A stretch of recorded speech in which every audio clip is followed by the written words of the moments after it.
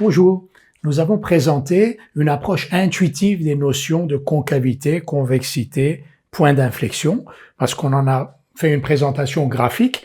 Vous êtes maintenant capable, à partir de la courbe représentative d'une fonction, d'identifier les parties où elle est convexe, les parties où elle est concave, et aussi de déterminer les points d'inflexion de cette courbe.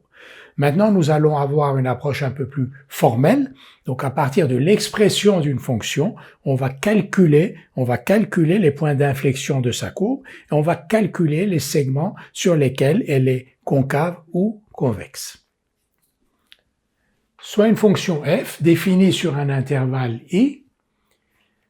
On suppose que f est 2 fois dérivable sur i. 2 fois dérivable, ça veut dire que l'on sait calculer sa dérivée, f' de x, et que f' de x elle-même est dérivable. Et cette dérivée, on va l'appeler f seconde de x. Donc c'est comme f' avec une apostrophe en plus. Le résultat à connaître, il faut le connaître par cœur, c'est que si f est convexe sur i, alors pour tout x de i, f seconde de x est positif ou nul et réciproquement. Autrement dit, f convexe sur i est équivalent à f seconde de x supérieur ou égal à 0 sur i. f concave sur i est équivalent à, pour tout x de i, f seconde de x négatif ou nul.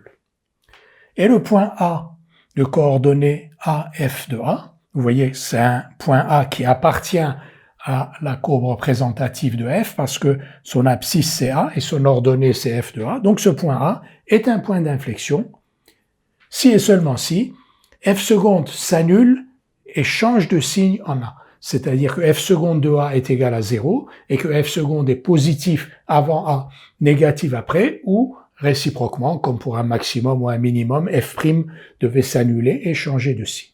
Donc je reprends, f est convexe sur i, si et seulement si f seconde de x est positif ou nul, f est concave sur i, si et seulement si f seconde de x est négatif ou nul, et pour repérer un point identifié, calculer un point d'inflexion, le point d'inflexion, c'est un point d'abscisse A tel que f seconde s'annule et change de signe en A.